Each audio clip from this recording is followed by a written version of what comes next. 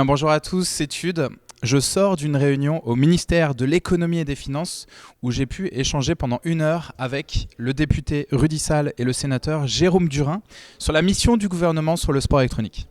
L'objet de la mission que nous a confiée le gouvernement, le Premier ministre, c'est de contribuer au développement de l'e-sport en France, avec deux soucis. Un souci de régulation, de précaution, éviter les risques qui sont inhérents au développement de ces compétitions. Et puis surtout, essayer de valoriser un écosystème très favorable en France, avec beaucoup de joueurs, beaucoup de passionnés et des atouts importants pour notre pays. Alors d'abord, du côté des pouvoirs publics, il y a à la fois beaucoup de méconnaissances et beaucoup de craintes. Et du côté des professionnels, il y a beaucoup d'attentes et beaucoup d'espoir. Donc on essaie de concilier aujourd'hui ces points de vue. Ils ne sont pas toujours conciliables facilement, mais on se rend compte qu'au fur et à mesure que la mission se déroule, que les contacts se multiplient aussi bien avec les uns qu'avec les autres, il y a une meilleure compréhension mutuelle. Donc nous sommes très confiants sur l'issue de cette mission. Je crois qu'elle était utile et nécessaire parce qu'elle permet effectivement de mieux se connaître.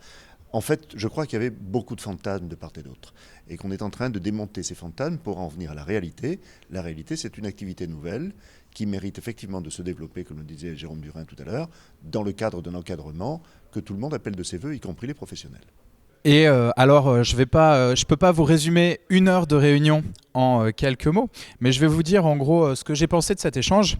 Donc déjà, ces deux personnes, donc Rudy Sall et Jérôme Durain, moi j'aime bien leur démarche. Ils cherchent à comprendre, ils se sont beaucoup renseignés sur le sport électronique. Ils sont conscients que ce ne sont pas des experts, mais très honnêtement, ça se voit qu'ils ont déjà parlé à pas mal de gens. Ils disaient aucune absurdité, ils posaient vraiment les bonnes questions sur quels sont les problèmes actuellement du sport électronique. Et si je mets ça en opposition par exemple avec une certaine interview que j'ai fait sur Arrêt sur Image, où j'étais avec un journaliste qui, lui, ne bitait rien du tout aux jeux vidéo et au sport électronique et était juste là pour bâcher le jeu vidéo. Non, là, donc ces deux personnes étaient vraiment dans une démarche constructive et d'écoute. Donc moi, j'ai vraiment apprécié leur démarche. Et c'est des gens qui avaient beaucoup réfléchi et très intelligents. Donc ça a donné un échange assez intéressant. Il y avait beaucoup de sujets à aborder. En 1 heure, on avait 1 heure d'échange. Franchement, j'ai pas pu leur parler de tous les sujets que j'aurais souhaité, mais j'ai pu aborder certains sujets, notamment l'Argel. Donc, on va faire court. Ils sont conscients que l'Argel n'est probablement pas un organisme apte à légiférer le sport électronique en France. C'est ce que je pense aussi, c'est ce que tous les acteurs du sport électronique français pensent. Parce que l'Argel, pour simplifier, cherche plus à taxer qu'à encourager le sport électronique en France. Et pas l'Argel considère le sport électronique comme un flux financier qu'il faut taxer, plus que comme un sport ou un phénomène qui est en train de grossir avec plusieurs composantes médiatiques, d'exposition, composantes globales, internationales. Donc ils en sont conscients, mais ils disent que c'est compliqué de créer une nouvelle entité qui va légiférer sur le sport électronique. C'est difficile pour le gouvernement français de créer quelque chose. Du coup, leur objectif, ce serait que ce soit une entité qui existe déjà, qui s'occupe du sport électronique. Moi, je leur ai suggéré de créer, comme vous le savez, un regroupement de personnes du milieu qui soit, par exemple, un représentant des joueurs, un représentant des associations, un représentant des médias, un représentant des organisateurs d'événements, par exemple, qui forment une association qui dépend d'un ministère de la Culture, ministère de la Jeunesse et des Sports,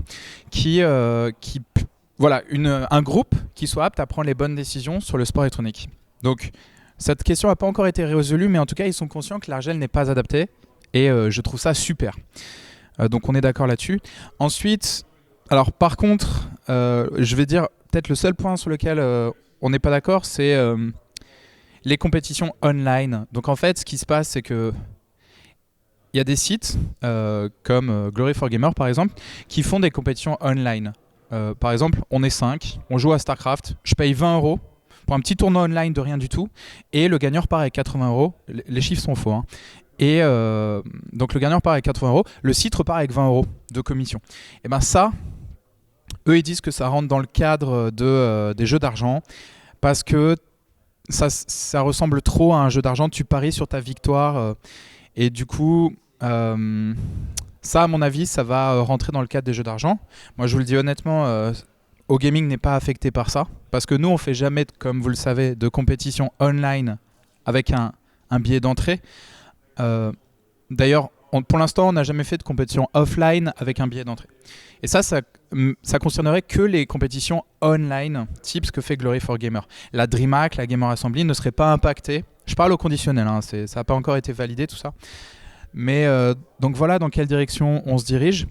Et le gouvernement considérerait, au conditionnel, que quand tu payes pour participer à un tournoi de DreamHack, Gamer Assembly, n'importe quel LAN, en fait c'est une participation aux frais, donc ce n'est pas un jeu d'argent. Tu participes aux frais de l'événement, la location de la salle, l'électricité, etc.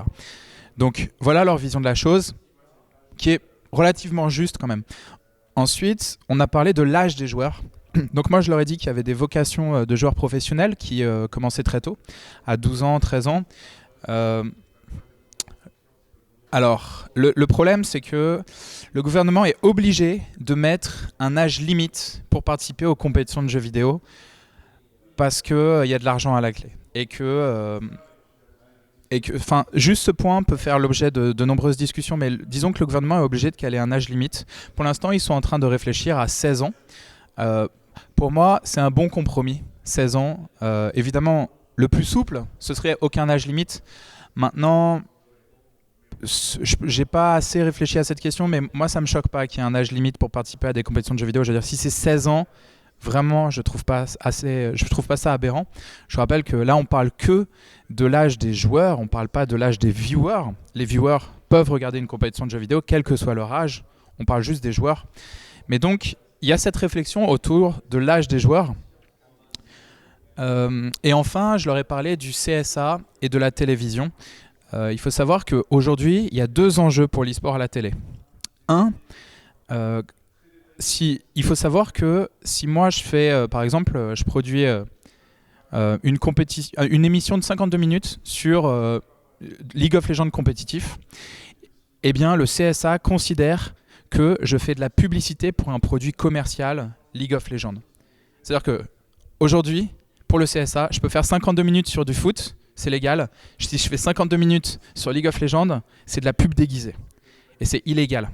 Donc ça, c'est un gros problème pour diffuser le sport électronique à la télévision. Donc je leur ai parlé de cette problématique. Et l'autre problématique, c'est PEGI. Alors, je ne suis pas un expert de ce domaine, mais il faut savoir que Counter-Strike et Call of Duty sont, si je ne dis pas de conneries, PEGI 16. Ou PEGI 18 pour Call of Duty, je suis pas sûr. En tout cas, PEGI 16, c'est sûr. Et le CSA a interdit, mais ça c'est une interprétation du CSA, le CSA a interdit les contenus PEGI 16 jeux vidéo avant 22h. Autrement dit, je ne peux pas diffuser d'e-sport à la télévision avant 22h sur Call of Duty et Counter-Strike. Donc, moi je prétends pas avoir la solution à cette question. D'ailleurs, je n'ai pas posé de question. Donc là, c'est révolutionnaire ce que je viens de faire là. Mais, mais en gros, je leur ai soumis ce problème pour que, ils en soient conscients. On ne peut pas faire d'e-sport à la télé avant 22h sur Call of Duty et Counter-Strike. On a abordé beaucoup d'autres points que je peux pas résumer dans une vidéo de 3 minutes. Mais dans l'ensemble, moi, je suis très content de cet échange. Je reste en contact avec eux. Et ils ont même proposé de passer sur OGaming et sur nos médias, si on organise ça un peu à l'avance. Mais du coup, moi j'apprécie beaucoup la démarche et je pense qu'on va dans la bonne direction. N'hésitez pas à mettre vos remarques en commentaire. Merci pour tout, bonne journée.